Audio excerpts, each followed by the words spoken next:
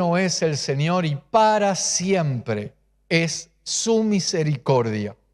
Le doy gracias por tu vida, le doy gracias de permitirnos una vez más tener este tiempo, estos discipulados donde seguimos avanzando juntos, prosiguiendo hacia la meta. Claro, me recordaron que en el discipulado anterior íbamos a leer el Salmo número 3 y al final nos quedamos hablando de algunas otras cuestiones que tienen que ver con el libro de los Salmos, pero no llegamos a leer el Salmo 3.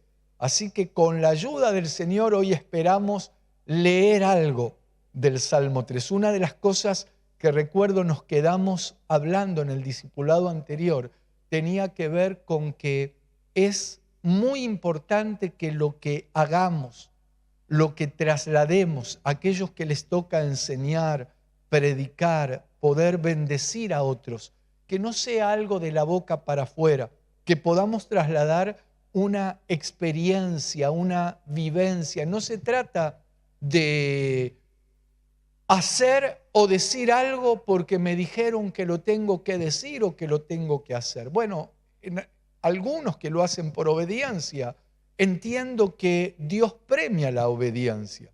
Es una bendición, pero estoy seguro que el Señor se deleita más cuando lo hacemos por un sentir sincero del corazón. Qué importante es que lo que hablemos no sea algo solamente que se lo oímos a fulano o que estamos trasladando una experiencia que vivió mengano. No, que nosotros podamos trasladar con lo que hablamos, con nuestra vida, que podamos glorificar al Señor a través de nuestra vida, a veces incluso sin hablar, que los que te vean anhelen eso que vos tenés. ¿Y qué es lo que van a anhelar? Al Señor. Ahora, hay algo que dice en el libro de Job que estaba leyendo y se los quiero leer en Job capítulo 35, el versículo 13. Permítanme leer Job 35, 13. Dice, y me gustaría leerlo en una versión hebrea que se llama versión Kadosh. Lo vamos a leer en Reina Valera del 60 primero y luego voy a buscar esa versión.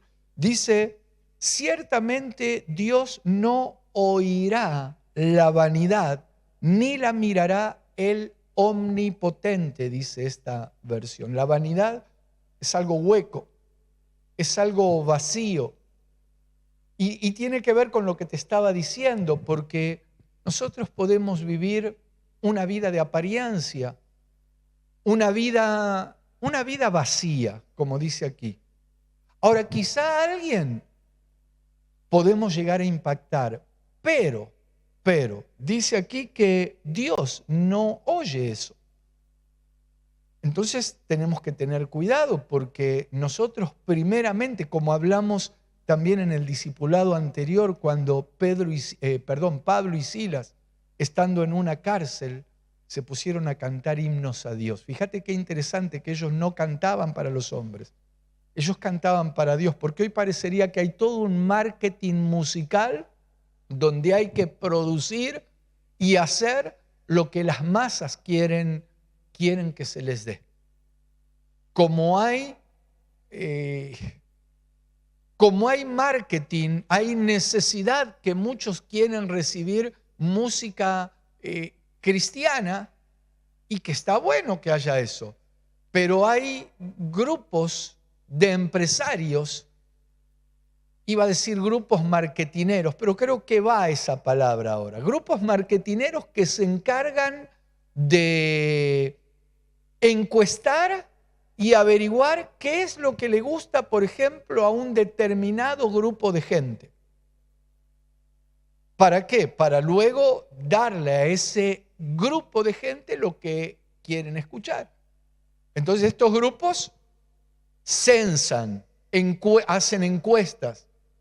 Entonces saben que si en una franja horaria, por ejemplo, hay un grupo mayoritariamente de mujeres, ellos van a poner publicidades apuntando justamente a la mujer. Y así pasa, lo tremendo es que esto ha llegado a la iglesia cristiana. Entonces parecería que como hay grupos que lo que demandan es una música cristiana, pero que tenga esto, que tenga aquello, que tenga... Entonces se puede caer en el error de empezar a darle a las personas lo que las personas quieren. Y por eso te decía que en el caso de Pablo y Silas, ellos cantaban himnos a Dios y los presos los oían. Y sucedió algo maravilloso ahí, porque dice que de repente vino un estruendo, se abrieron las puertas de esas prisiones, pero ninguno escapó. Ninguno escapó porque fue tan fuerte eso que les sucedió. Ese testimonio de Pablo y Silas en esa condición y en esa injusticia cantando a Dios, que se quedaron todos allí.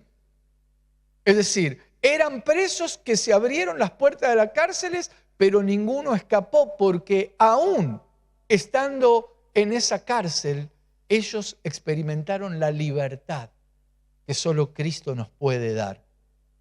Ahora te decía que quiero leer en Job capítulo 35, el versículo 13, pero voy a buscar en lo que dice la versión Kadosh. La versión Kadosh, aquí está. Dice, porque Elohim no escuchará gritos vacíos. Fíjate lo que dice acá. Elohim no escuchará gritos vacíos. Shaddai no les presta atención a ellos. Entonces, yo creo que primeramente nosotros, esto es personal, cada uno de manera individual, debemos preguntarnos, ¿será que estamos ejecutando gritos vacíos? Un grito vacío puede tener que ver también con un grito o con algo para que les agrade a los demás. Pero ¿para quién lo hacemos? ¿Para los demás entonces? ¿O lo hacemos para Dios? Qué importante es preguntarnos esto. Y son preguntas retóricas, es decir, son preguntas que deberían conducirnos a replantearnos algunas situaciones. Y por eso creo que la importancia de esta escuela ministerial, donde no solo miramos una letra, que la letra sola puede ser solo una letra, pero cuando esa letra toma vida, toma espíritu, hablamos en el discipulado anterior, por ejemplo, la magnitud con la que fueron escritos los salmos. En el caso de David, y ahora vamos a ver algunos de los salmos de David, lo vamos a hacer en el nombre del Señor, pero decíamos que David escribió más de 70 salmos y hubo otros salmos que los escribió un tal Asaf, hubo otros salmos que los escribieron los hijos de Coré. Hay 35 salmos que son anónimos, pero es impresionante cómo ensambla, cómo se coordina. Es como si fuera un director, que es el Señor. Pero en esta tierra, un director de orquesta dirigiendo una sinfonía, pero esta es una sinfonía celestial, donde fueron tantos los escritores de los salmos, incluso Moisés también, pero que se coordina todo con algo que es, sin ninguna duda, bajo la inspiración del Señor, pero donde a la vez se trasladan experiencias, no son cosas vacías. Y el Señor siento que nos quiere llevar por este lado, es decir, por este camino de no vivir una vida hueca, no trasladar cosas vacías, sino que tengan contenido, ya sea en un discipulado pequeño, en una casa de paz, en una plataforma, alabando al Señor, que no sea con cosas vacías, cosas huecas, que generen tal vez algo temporal en alguien, pero que no necesariamente se esté trasladando en eso la presencia de Dios. No, traslademos, pongámosle contenido a lo que vivimos, a lo que hablamos. Recuerdo me llegó un video en realidad un link y fui a ver el video de un corito que cantábamos hace mucho y seguramente algunos lo han podido ver, de esa alabanza que dice: he decidido seguir a Cristo, no vuelvo atrás. Y este link que me llegó hace un tiempo contaba la historia, no conocía la historia. No sé si será así, pero cuando la leí realmente me impactó. Se ve que allí en Asia, un hombre, no recuerdo si era chino, pero de aquellos lugares, él conoce al Señor y su familia también. Y como estaban bajo un régimen opresor, los líderes de ese régimen lo empezaron a amenazar a que desista de su fe. Y lo empezaron a amenazar a tal punto que encerraron a toda su familia y bajo amenaza de muerte le dijeron: ¿qué va a hacer? ¿Entrega su fe o matamos a toda su familia y lo matamos a usted también? Y dice ese lingo, esa historia que seguramente debe seguir en las redes, que este hombre, y ahí es donde uno de los que estaba ahí, que al tiempo se convierte, le pone música a esa declaración que hizo este varón. En vez de devolver la fe, en vez de negar su fe, él dijo: he decidido seguir a Cristo y no vuelvo atrás. Y hoy tenemos esa canción maravillosa, pero que hay un contenido, que hay un estilo, que hay vida ahí. Y el Señor nos quiere conducir a eso. Y te decía que David, de alguna manera, y recuerdo, miren, hace unos años el Señor me impulsó a modo de testimonio pequeño para los hermanos cercanos, escribir algo que le pusimos como título: heme aquí. Y terminó siendo algo pequeño, pero donde sentía trasladar lo que el Señor está haciendo. En ese momento estaba haciendo en mi vida y con mi familia. Qué importante que puedas trasladar a ese vecino, a esa persona que el Señor te ponga delante, un estilo de vida. Que no sean palabras huecas, que no sea algo que escuchamos o algo que me dijeron que lo tengo que decir, que lo puedas trasladar. Y te decía que esto fue lo que hacía David. David, conocido como el dulce cantor de Israel, él tuvo que vivir todo un proceso. Él no llegó de la noche a la mañana a ser considerado el dulce cantor de Israel. Él tuvo que vivir cosas muy fuertes. Mira, en el segundo libro de Samuel, permítanme buscar el segundo libro de Samuel, capítulo 23. Estoy recordando otro corito que cantábamos hace muchos años, que decía, estoy tratando de acordarme bien cómo decía: eres la historia inolvidable porque en su seno se derramó la sangre, preciosa sangre del unigénito Hijo de Dios. Habla de Jerusalén, habla de allí, de Israel, pero es una canción que también tiene contenido, porque destaca las cosas que pasaron, pero no como si fuera una historia, sino que allí realmente el Señor enseñó, allí echó fuera milagros, echó fuera demonios, hizo milagros. Allí Él fue crucificado. Entonces son canciones que tienen contenido. Pero mira lo que dice, vamos a leer en el segundo libro de Samuel, capítulo 23. Dice el versículo 1.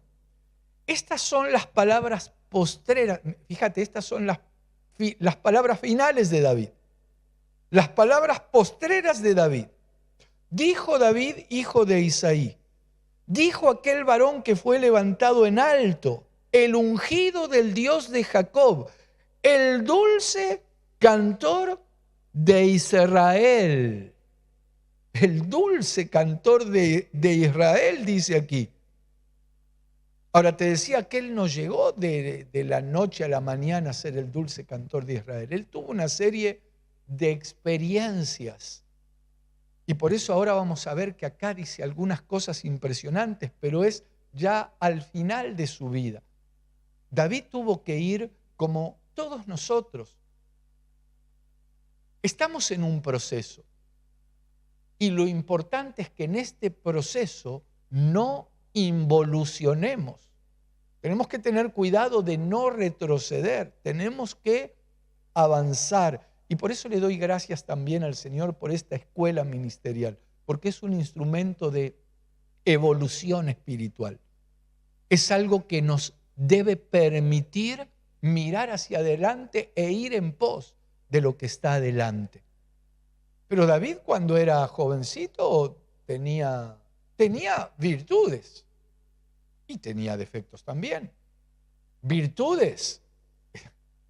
David, siendo un jovencito, cuando vio al gigante, él tenía algo muy claro. Él se dijo para sí: ¿quién es este incircunciso para desafiar, para amenazar al pueblo de Dios y también a Dios, al Dios de los escuadrones de Israel? ¿Quién es? Pero David tenía defectos también y cometió errores que le costaron muy caro.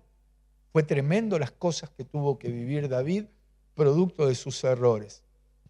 Pero todo eso lo fue ayudando a madurar hasta que llega a convertirse en el dulce cantor de Israel.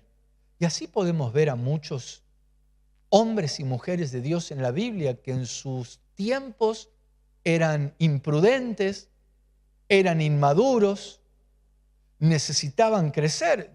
Yo mismo entiendo que cosas que me pasaban antes, gracias a Dios, ya no las hago, pero todavía me falta. Y le pido cada día al Señor que me ayude. Pero así nos encontramos con, por ejemplo, un apóstol Pablo. Dice la palabra que el apóstol Pablo narra en Hechos capítulo 13 que tiene una discusión con su compañero. El primer viaje misionero de Pablo lo hace con Bernabé. Tremendo varón de Dios ese Bernabé, que significa hijo de la consolación, un siervo de Dios. Sin embargo, por causa del sobrino de Bernabé, llamado Juan Marcos, discuten porque, claro, Juan Marcos tuvo una actitud que no fue buena. Tuvo una actitud, entre comillas, traicionera. Y Pablo, se ve que era rencoroso en ese tiempo, Pablo. Pablo dijo, así que entonces en el segundo viaje misionero Bernabé quería que su sobrino Juan Marcos vaya con ellos. Pablo dijo, ni loco, este traidor con nosotros no viene. Pues, palabras más, palabras menos, la discusión que tuvieron fue tan ácida y tan áspera que se dividieron. Bernabé con su sobrino Juan Marcos fue hacia un lugar y Pablo con Silas se fue para otro lado. Pero Pablo, siendo un anciano, ya al final de los días, cuando le escribe a Timoteo, en la segunda carta que le escribe a Timoteo, ¿sabés lo que le dice a Timoteo? Te pido un favor, Timoteo, tráemelo a Marcos, como diciendo, lo necesito. Aquel que había sido el causante y que Pablo no quiso salir en ese viaje misionero cuando era joven, cuando tenía ese ímpetu, pero también ese impulso que lo hizo pelearse con Bernabé, sin embargo, ya siendo maduro, ya siendo mayor, lo manda a llamar a Juan Marcos. Y así tenemos tantos ejemplos. Así vemos lo que el Señor le dijo a Pedro, por ejemplo, un día. Le dijo, Pedro, eres joven y te manejas de una manera muy especial, de una manera impulsiva también, vas a donde querés, pero va a llegar un momento donde vas a ser viejo. Pero no le estaba diciendo solo viejo de edad, donde vas a ser maduro y vas a levantar las manos y otro te va a ceñir y te vas a dar cuenta que no se trata de ir a donde se te da la gana, sino que se trata de ir a donde Dios quiere que vayas. Bueno, te estoy contando todo esto porque dice aquí que el dulce cantor de Israel. Estas son las palabras postreras de David. Dijo David, hijo de Isaí, dijo aquel varón que fue levantado en alto, el ungido del Dios de Jacob, el dulce cantor de Israel. Estas son las palabras al final de la vida de David, las palabras postreras. Y aquí ya se lo reconoce como el dulce cantor de Israel. Versículo 2. El Espíritu del Señor ha hablado por mí, y su palabra ha estado en mi lengua. El Dios de Israel ha dicho, me habló la boca de Israel. Habrá un justo que gobierne entre los hombres, que gobierne en el temor de Dios. Bueno, aquí David se pone a hablar, estas son las palabras finales. Fíjate, esto es una palabra profética, habrá un justo. Aquí estaba profetizando acerca del Mesías.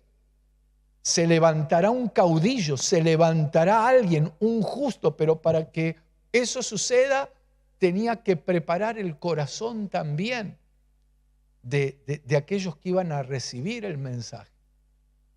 Y yo le doy gracias al Señor porque, como dice también allí en la carta de Romanos capítulo 5, justificados en el caso nuestro, pues por la fe tenemos paz para con Dios, pero justificados por la fe. Nosotros hemos sido justificados por el justo del cual estaba profetizando David. Pero quiero ir a leer el Salmo 3, porque estamos hablando de que necesitamos ponerle vivencia, testimonio, nuestra experiencia con el Señor a lo que nosotros hablamos. En el caso de los que tienen que enseñar, a lo que enseñen, que no sea solo algo que hay que enseñar, que es importante enseñarlo, pero qué lindo que puedas trasladar un contenido de algo que te haya pasado, pero en tu experiencia con el Señor.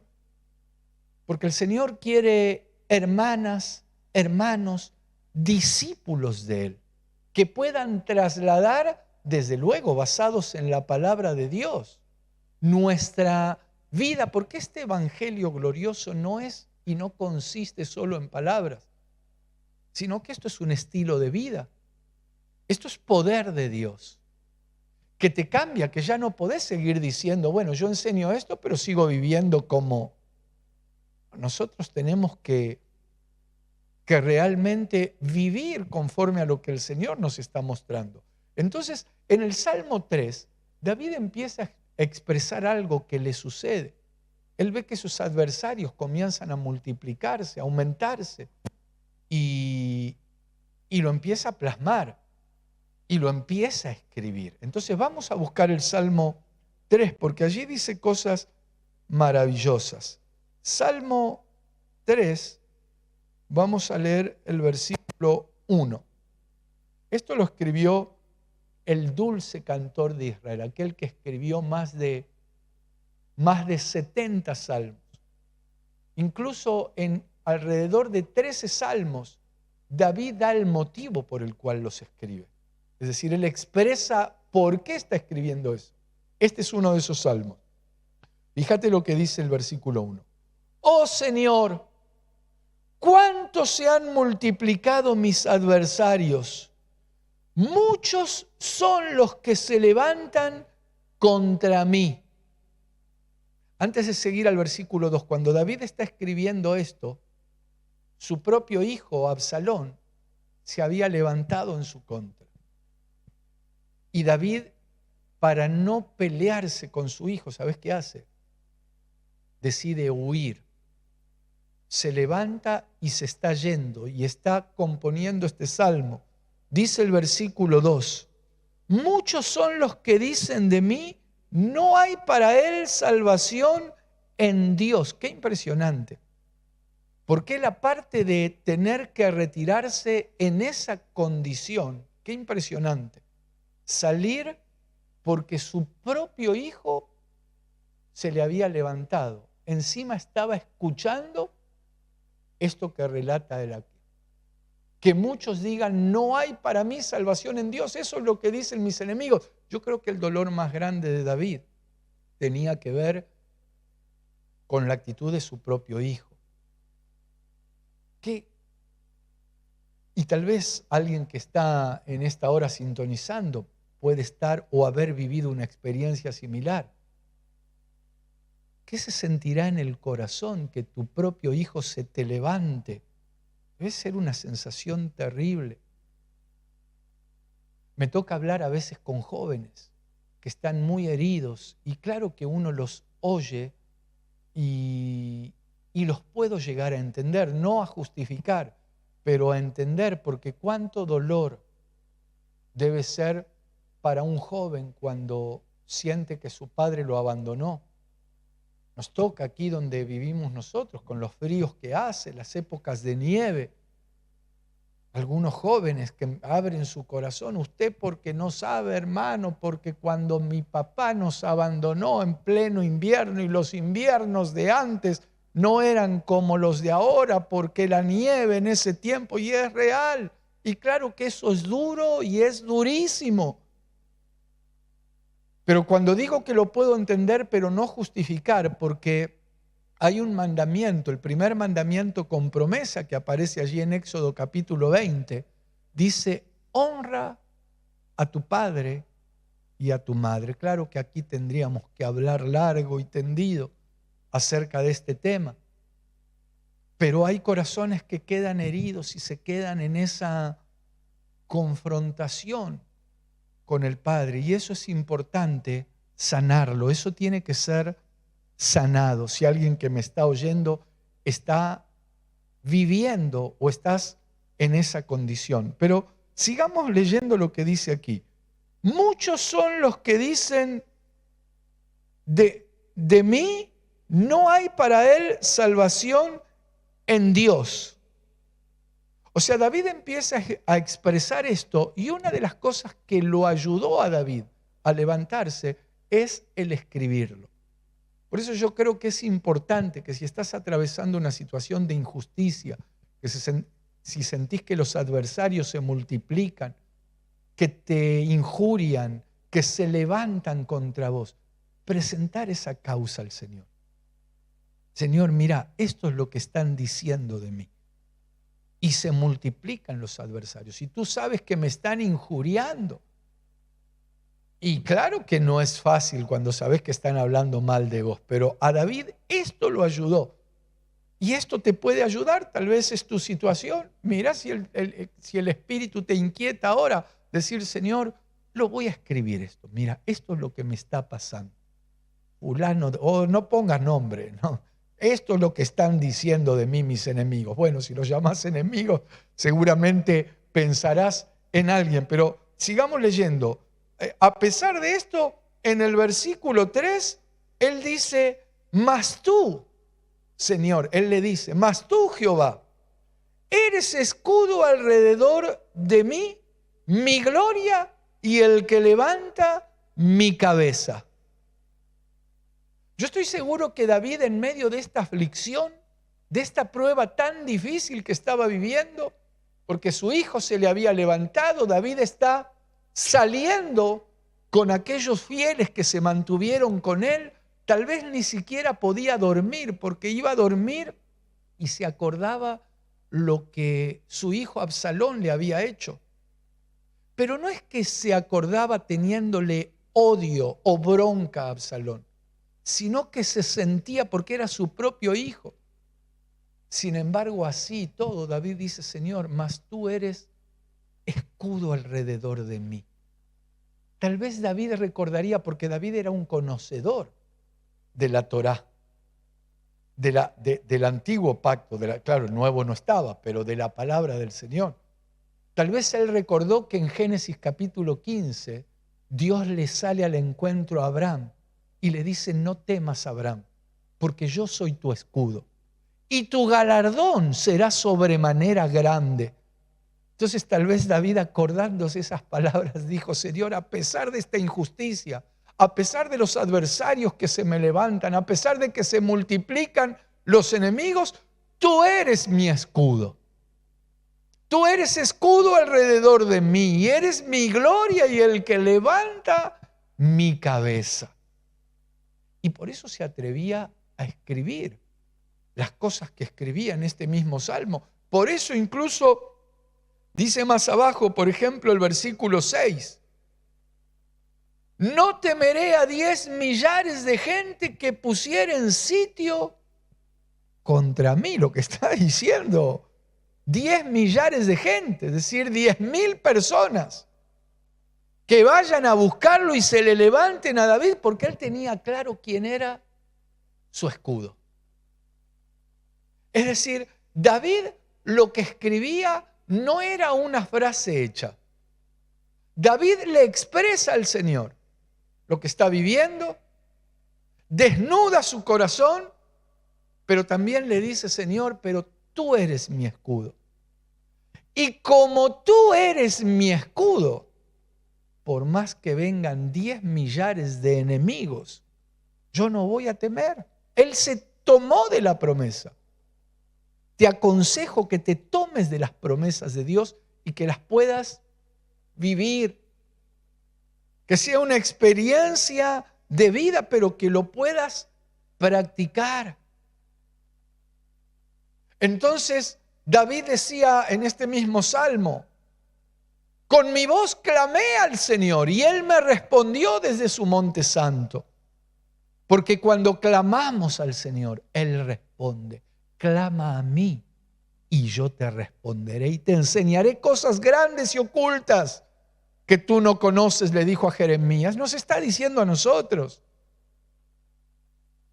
En este mismo salmo, un versículo antes, dice: yo me acosté y dormí. Mira lo que dice el versículo 5. Yo me acosté y dormí y desperté porque Jehová me sustentaba. Es tremendo lo que está diciendo aquí. Esto, o sea, David lo está diciendo literal y esto es algo profético. Esto tiene que ver con nuestra propia vida. David está profetizando la condición del creyente. Cuando dice yo me acosté y dormí, es cuando pasamos al estado, cuando la Biblia dice que en el caso de los creyentes no morimos, dormimos. Por eso Esteban, cuando fue apedreado, dice la Biblia que durmió. Entonces, cuando David dice yo me acosté y dormí, cuando me tocó partir de este mundo, fui a un lugar de dormir, pero luego dice en este salmo, yo me acosté y dormí y desperté porque el Señor me sustentaba. Él sabe que el Señor lo va a levantar de una tumba, de un sepulcro, de donde sea, porque Él es el que nos sustenta, porque Él nos va a resucitar. Este es un salmo o un versículo profético también. Pero volviendo al tema de los salmos y volviendo al tema del dulce cantor de Israel, en este caso David. David está expresando aquí en estos pasajes lo que él está viviendo. Esta es una experiencia como tantas otras que él fue plasmando, que él fue escribiendo.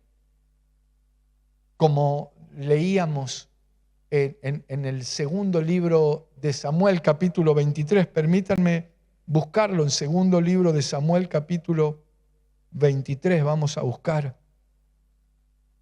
Qué maravilloso cuando podemos compartir esto. Yo me siento en libertad. Y qué lindo es que vos te sientas en libertad en esta hora y que podamos compartir juntos esto. Dice, por ejemplo, en el segundo libro de Samuel, capítulo 23, el versículo 2. El Espíritu del Señor ha hablado por mí y su palabra ha estado en mi lengua. Él lo reconoce esto.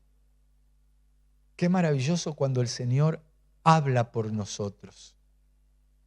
Y luego dice el versículo 3, el Dios de Israel ha dicho, me habló la roca de Israel, ¿habrá un justo que gobierne entre los hombres? Bueno, esto lo leímos, que gobierne en el temor de Dios.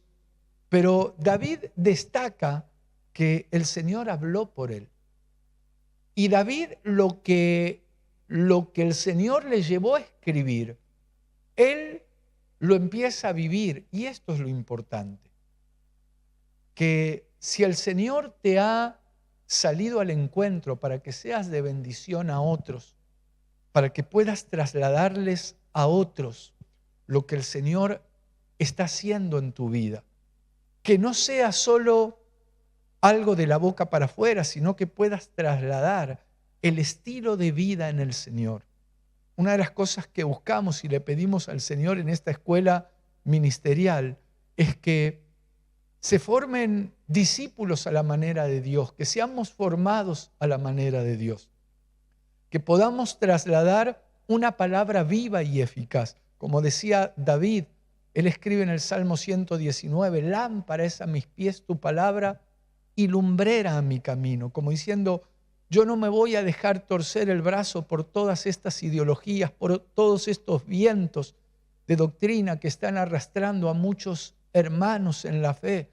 No, mi lámpara, Señor, es tu palabra, es lo que alumbra mi camino. No me voy a dejar convencer por estos gurúes que se levantan diciendo síganme a mí, o lo que hay que hacer, o voten a fulano de tal. No me voy a dejar basar o a llevar por eso.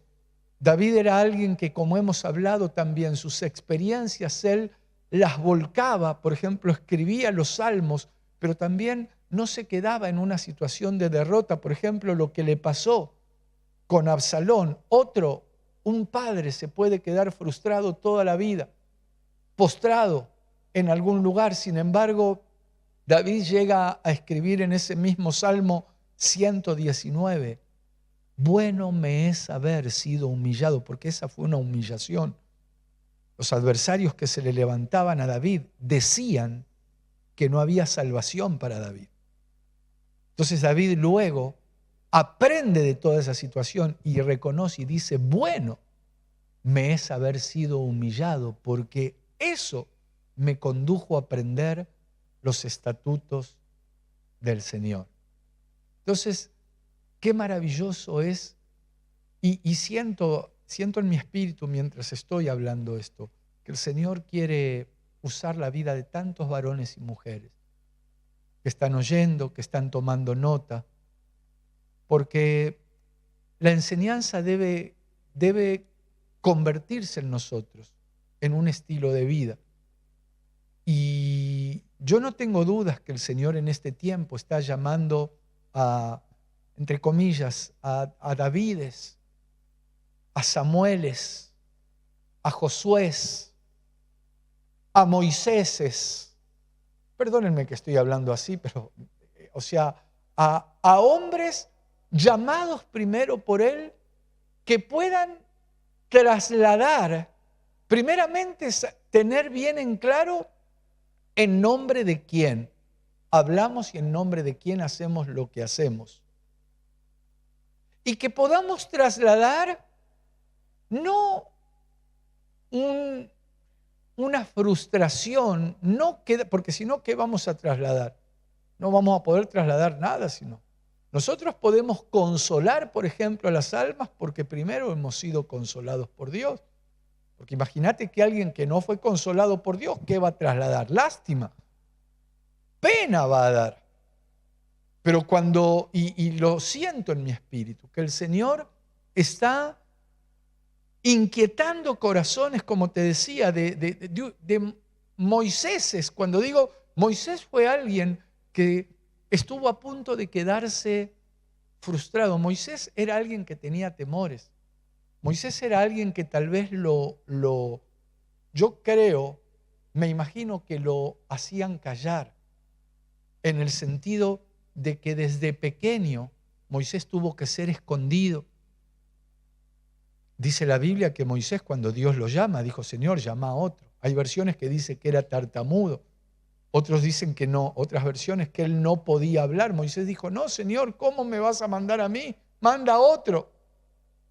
Tal vez Moisés desde chico lo callaban en la casa cuando era un bebé, poniéndole la mano en la boca.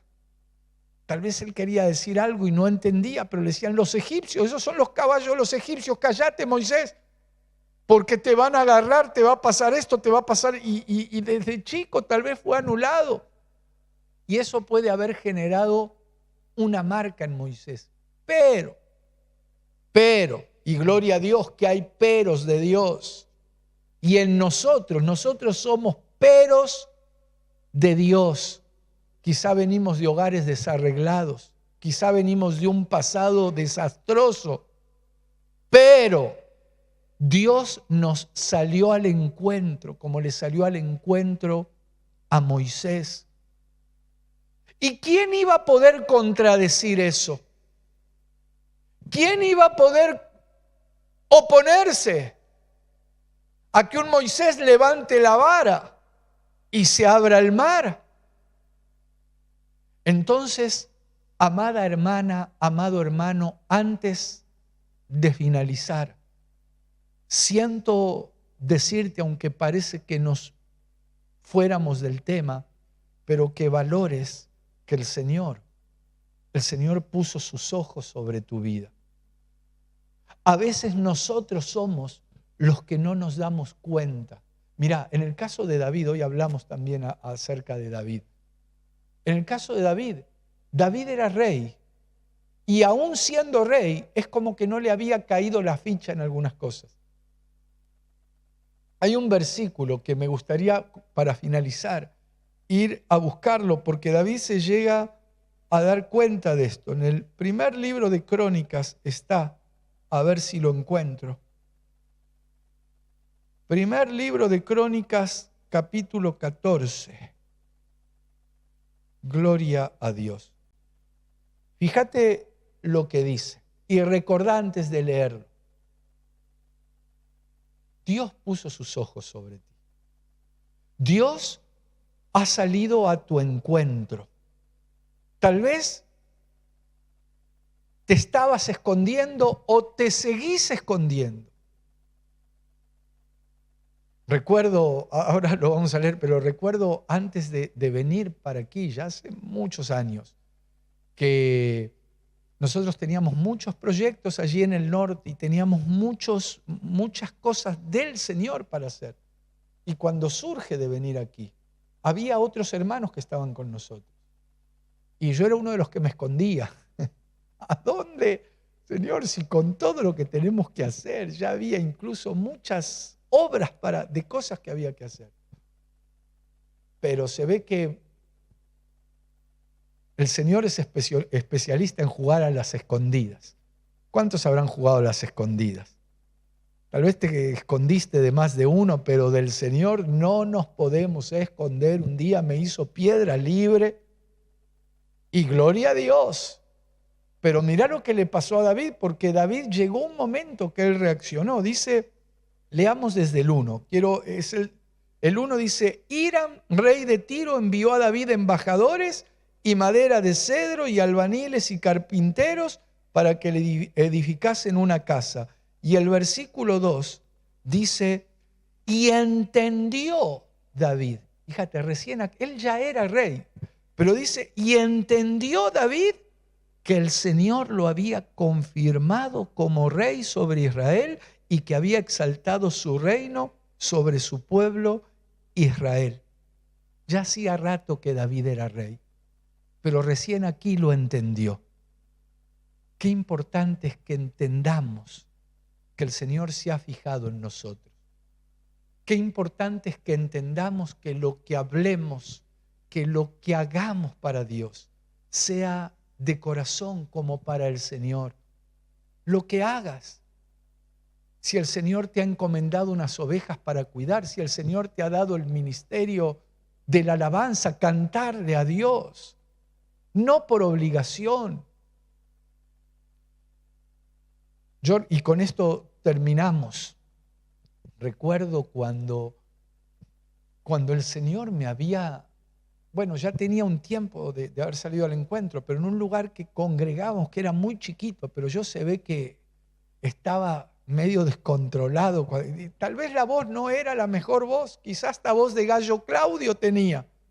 Pero yo cada vez que cantábamos algunos coritos, por ejemplo, había uno que decía, mira lo que hizo mi Señor.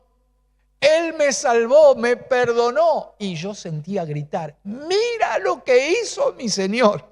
Casi que estoy gritando ya, pero porque no lo podía evitar. Entonces, que puedas hacer lo que hagas, pero dándole la gloria, que tenga un contenido de una experiencia de haber tenido un encuentro verdadero y genuino con el Señor. Hemos llegado al final, así que vamos a dejar aquí. Esperamos encontrarnos en el próximo discipulado. Que el Señor te siga bendiciendo.